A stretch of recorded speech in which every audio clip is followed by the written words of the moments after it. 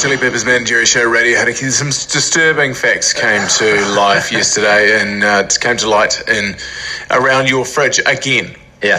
Well, what happened was I found a bit of fish in my fridge and it really, really stunk. Like really, really, really stunk. I was explaining before, like bad. Like not like, is this 50-50? This is like, this reeks. And so anyway, I was thinking, can I fry this up and fry the evil out of it? You know what I mean? Because it's not, you're not going to be able to fry the smell out of it because it stinks. It's still going to be stinky, but I'm just feeding myself. No one else is involved. So I was thinking, if I cook it up, right, then surely it's been sterilised by the heat and you can eat it, even if it's a bit stinky, because I was hungry and I couldn't be bothered leaving the house. So I fried up this stinky-ass piece of salmon. Whoa, did it reek? And then I ate it. And I was just wondering whether I'm going to die, pretty much. But surely that's right.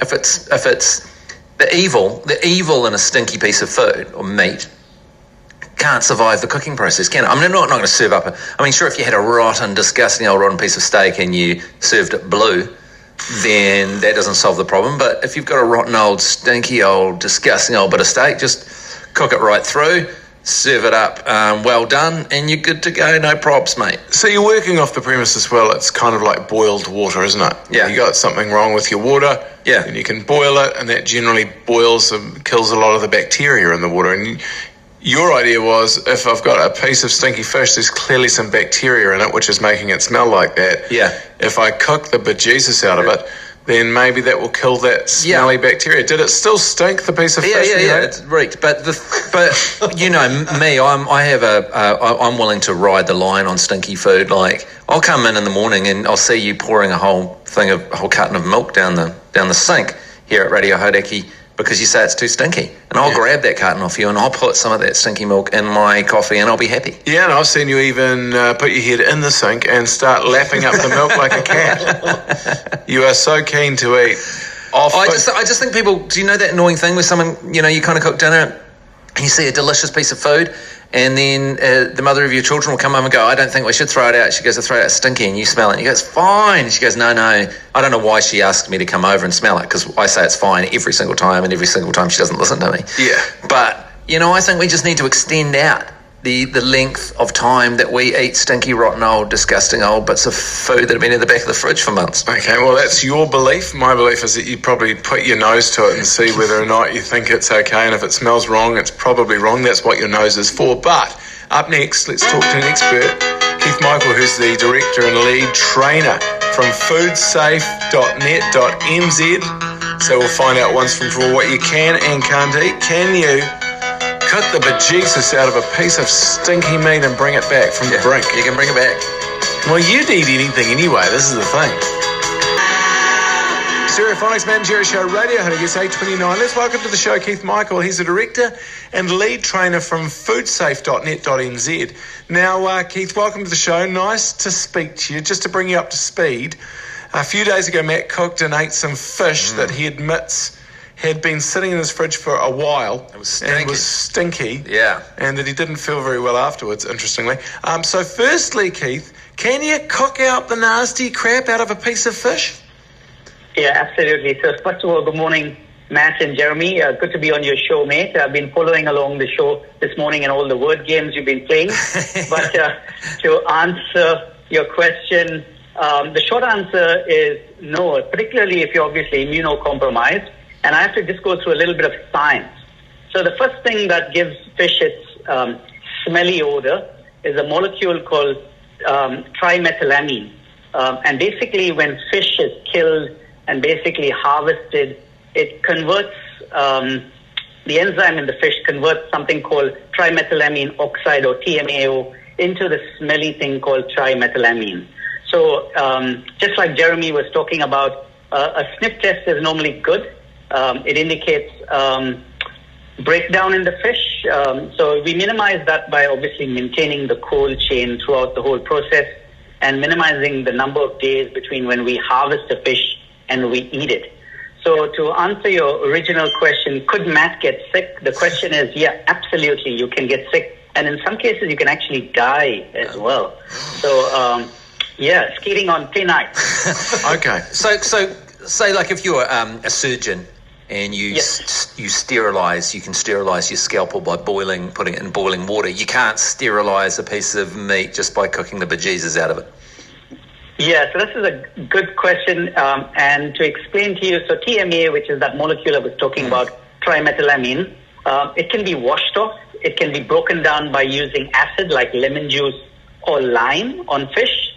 But basically, cooking it doesn't necessarily reduce the level that much. And not only that, when you eat a smelly fish, you can actually feel smelly, and the smell comes into the human body as well. Yeah, right. Because I thought I was having that makes a lot of sense. I thought I was rushing up to the bathroom later on that night with a placebo reaction to the fish, but you think it might have been a legitimate reaction to the fish? Yeah, absolutely. And we won't know for certain till we actually test the fish. Yeah. But normally smelliness is indicating, this breakdown, and there's a few things that cause that smelliness, like I explained to you, the molecule. Then, of course, you've got spoilage bacteria as well. But I do want to explain to you, when it comes to pathogenic bacteria, things that make us sick or cause illness, you can't necessarily smell them in fish. So in the 1980s, for example, there was a person in Belgium who opened up a can of Alaskan salmon, and he was killed from a toxin from a bacteria called Clostridium botulinum. And the problem with that is you can't smell it. So he opened the can of salmon, he consumed the can, and he obviously lost his life. So smell is not a guaranteed indicator of food safety. Okay, so that's fish. Seeing as we're coming into Christmas time, Keith Michael, the director and lead trainer from foodsafe.net.nz, what about Christmas ham? Because, I would put that to the smell test as well. Although I ride a Christmas ham well into February. Oh, God. This is the thing. Is there a way that we can know how long a Christmas ham can last for? No, fair enough. So first of all, I know, Matt, where I'm not coming for breakfast. Exactly. Stay away from this place, Keith. Only kidding. I'll definitely drop by your batch. But yeah, Christmas ham. The normal your protocol is between 2 to 3 days after you opened it, or whatever the use by date says. It's also important to understand when it comes to ham, there's a spoilage bacteria called Brocotrix thermosfactor. And Matt, you seem to like names, so there's one for you. It sounds like it's out of Asterix and Obelix there. And this is a bacteria that can actually grow under the vacuum seal. So keeping that ham chilled is really important. So that's the golden rule. So you've got good hygiene, and if you've got good chilling, then longer shelf life. But if you've had bad chilling, you'll have a reduced shelf life. I thought a wet pillowcase made it invincible. Is that not the case? So, unfortunately not. No. Okay, hey, thanks so much. Keith Michael, Director and Lead Trainer from foodsafe.net.nz. Some great tips here. So essentially what Keith's saying is you're disgusting, which is what we already knew.